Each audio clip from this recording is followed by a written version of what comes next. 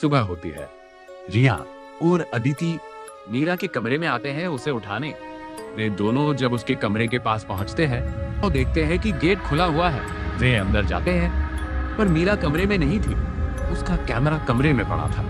रिया और अदिति घबरा जाती है क्योंकि मीरा अपना कैमरा हमेशा अपने पास ही रखती थी। उसे फोटो खींचने का बहुत शौक था, पर कैमरे को नीचे गिरा देख दोनों घबरा जाती है।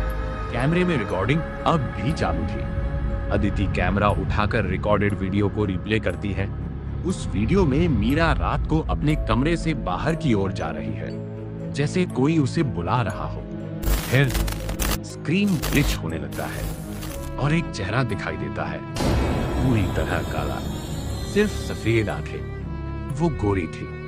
अदिति और रिया दोनों मीरा को ढूंढने निकलती है। गांव के बाहर आसपास के जंगलों में मीरा को ढूंढते ढूंढते वह जंगल के बीच में पहुंच जाती है। उन्हें वहां एक पुराना मंदिर मिलता है। मंदिर पूरी तरह टूटा हुआ था, बिल्कुल एक खंडर जैसा लग रहा था। वे दोनों दबे कदमों से अंदर जाती है। अंदर हजारों नाम लिखे हुए थे, गायब लोगों के नाम। और तभी रिया की नजर सबसे नीचे वाले नाम पर पड़ती है, मीरा। वो दोनों वहां से दौड़कर बाहर आती है।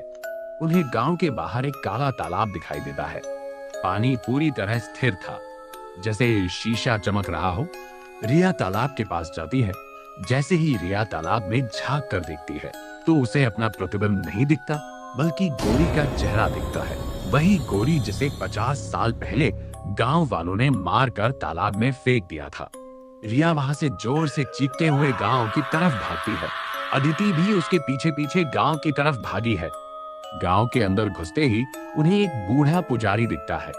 रिया दौड़कर पुजारी के पास जाती है और सिसक के रोते हुए बोलती। पुजारी उसे ऐसे देखकर ही सब समझ जाते हैं। पहले तो पुजारी उसे एक ग्लास में पानी देते हैं। अदिति भी वहां आ चुकी थी। अब वह बूढ़ा पुजारी फिर उन्हें बताता है, गौरी कभी मरी ही नहीं थी, वह तालाब में फंस गई थी। दिनों तक मदद मांगती रही, लेकिन किसी ने उसे नहीं बचाया या बचाने की कोशिश तक की। उसकी आत्मा बदले की भावना से नहीं, बल्कि सच्चाई बताने के लिए अति है, बार बार। फिर पुजारी एक लंबी सांस लेते हैं और कहते हैं, असली राक्षस गांव के नीचे एक पुरानी सुरंग में छुपा है। हर साल गांव वाले 3 लोगों की बलि देते हैं उस राक्षस को, ताकि गांव सुरक्षित रहे। लोगों को गायब गौरी नहीं कर रही थी, ये गांव वालों ने उसे फंसाया था। गांव वाले असली अपराधी है। लास्ट पार्ट के लिए कमेंट करें पार्ट 4। वीडियो को लाइक और चैनल को सब्सक्राइब करना ना भूले।